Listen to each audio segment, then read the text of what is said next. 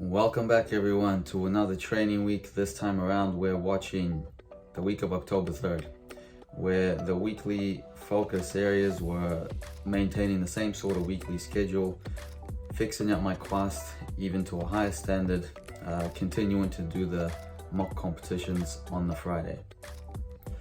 And Quast, especially on the Saturday, there was a couple Quests I did right at the end of the Saturday session where I think you can notice that the catch was quite considerably higher than usual, and there was no loss of shape. There was no kind of squiggly arching in the twist, and I really liked the way it looked. So if I could get it like that all the time, I'll be happy chappy. We have a full week of training left after this week is over. Today is Friday morning. I have a mock comp today, and so far I've hit one P-bar routine on the Tuesday. So if I hit the routine today, we're of course talking about the Commonwealth giveaway right now. If I hit another routine today, that will be 2 hit P-bar routines. 2 people guessed 2 P-bar routines. There was some big guesses. There was some 4, 5, 6 P-bar routines. I was thinking like, man, if I even went for 6 P-bar routines, I'd probably come out with damaged forearms. But yeah, if you've been following the last few weeks, you know that it's the Tuesday and the Friday where I will go for 1 or 2 P-bar routines. So this time around we got quite a few questions that I want to address. Royal, good luck with that double backflip. Hope it all works out for you. Just take your time, and most importantly, don't rush through it, you know, one turn at a time. Look at the videos, film it a lot, and I'm sure you'll find your own way to it. Gotta give John Ryan an honorable mention. Last week I talked about my one-arm giant. It was actually John from TriStar who suggested putting my arm all the way down to touch my leg. And John has done the skill in the past, but he doesn't want to do it anymore. But John's gonna do it again. He's gonna get that one-arm giant back. Jacob sent me your questions about twisties, and if you've ever had twisties before, I gave Jacob a pretty long response in the comments from last week's video. But Jacob, you've inspired me to actually make a video on twisties. It's really relevant in this day and age with Simone Biles and other athletes, you know, getting lost in their twisting. So I haven't seen any videos, I'm sure they're out there, but addressing how to actually fix the problem, how to conquer the twisties. And Sam asks, do you have any tips for learning Kachev? I could make another video on learning Kachev, but Sam, because I don't know whereabouts you are in your training towards Kachev, have you started it? Are you releasing? Are you going over the bar but you can't catch? Or have you never even done it before, you know? So it's hard for me to give advice when I'm not sure of what level you're training the skills at. But in general, if you can kind of go over the bar, or if you're sitting on the bar on a pad slide, my first piece of reference would be to learn to land on your stomach consistently on the other side of the bar before trying to catch. Landing on your stomach ensures you prioritize the counter rotation rather than just reaching for the bar. After you land on your stomach, you add the visual and the push. I would do a week or 2 of just pushing the bar forwards as hard as you can when the skill is there, before even trying to catch. And it might feel like, oh, I want to catch it so fast, but if you learn to see the pad or the bar, push it forwards, you're gonna have not only a very consistent catch and visual of the bar, but when you do that push forwards without arching, you keep your body flat. It sets you up really well for the next giant. Here we're watching my quantum leap last Tuesday, where I caught a few pagans and a few casinas.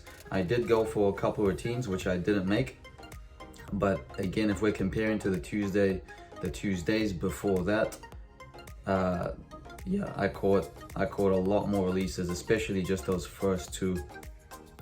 And this one I caught in combination after the pagan. And this is what I need more of. What I should have done instead of prioritizing getting the full routine is I should have spent more time just working those first 3 releases, because that's the crux of the routine. And getting a bit more reps under my belt of that first 3 skills, of those first 3 skills, would have set me up better for now. Because that first time where I caught those first 3, I tried to take it all the way as far as I could go. So what that's gonna do is that's gonna exhaust me, and I won't be able to take another set that day of trying to get those first 3 releases. That's a learning point for next time around when I begin my build up.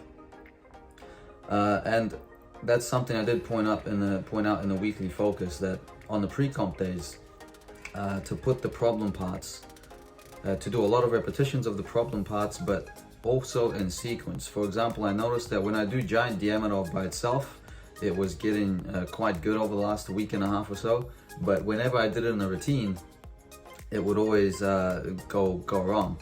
So what I did was I started doing it after the Peach handstand or the Falga handstand, and I noticed that the quality of the Giant Diamondov reduced a little bit when I did it after the Peach handstand. So that was enough evidence for me to know, I need to start putting a skill or 2 before the Giant Diamondov to make it feel more like a routine. And if it is just one skill like that Peach handstand, and I'm just doing like Peach, Giant Diamondov and a Giant, well, that's getting a lot of repetitions in those problem areas, and that's what I need to do. The next area would be the Makuts. Makuts is still very iffy. I can do it, but it's always a little bit different, and it's inconsistent. So anyway, you'll see on Tuesday I returned to P-bars to work on, again, doing that Peach to 1 bar after the first skill, because it gave me a bit of problems in the routine from earlier that day. I remember I put my hands down too early, so I ended up kind of landing on my finger, and I had to re-grasp the bar. Somehow still got it up to handstand and finished the sequence. And one thing to note, you know, that Honma, I wasn't too concerned about making it, because I know the energy is low after all that P-bar and high bar. So even just doing a Honma to upper arm, getting back up to handstand, and doing the Peach to 1 bar is immense value. Immense value. The difference between doing a Peach to 1 bar by itself, first skill where, you know, you can feel the grip and do it to your liking, versus after a Honma where you've done a fin up, a Honma, the chalks come off your hands. First of all, you have to get the bar chalked up properly, and then of course, depending on how sweaty your hands are, you have to regulate how much chalk you put in. You have to change how much chalk you're putting on your hands. So there's a lot going on there. That was my apparatus warm-up, and let's take a look at how the mock comp went.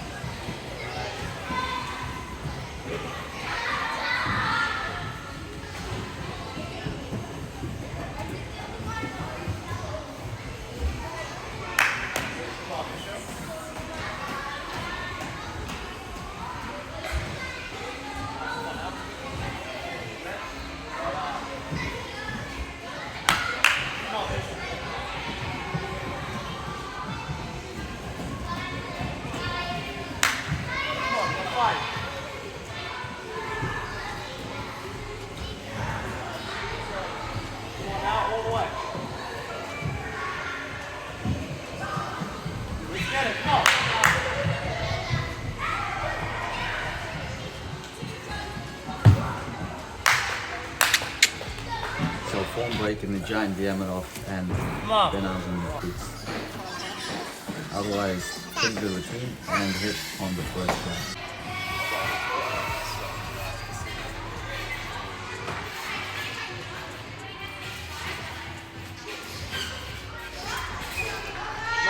Yeah, let's go now. Come on.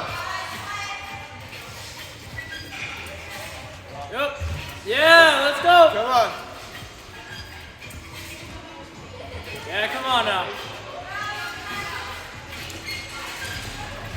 Yeah. Yeah, let's get it. Let's go now.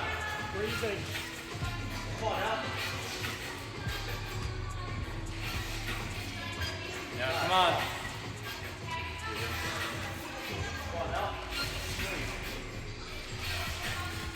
Yeah. Come on. Come on. Let's go, come up. Yeah, let's get it. Yeah, come on. Let's go. Get it in.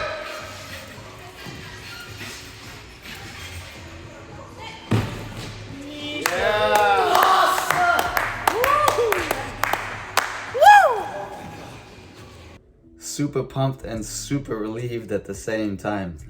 That was the first clean routine I've gotten through. I was super stoked. I was almost a little bit too excited.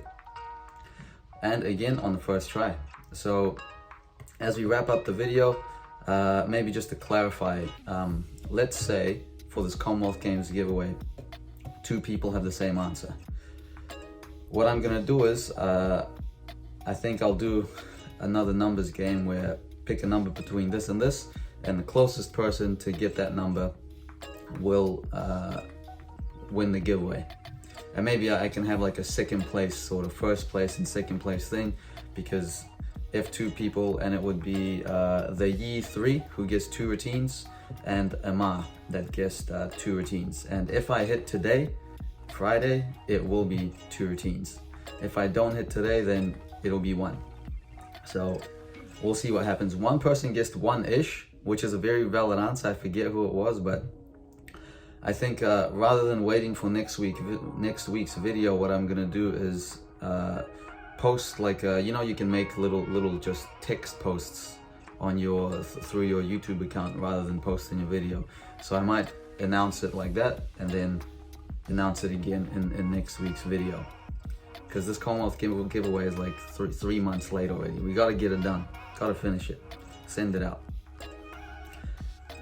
So thank you for watching another training week, and I'll see you in the next one.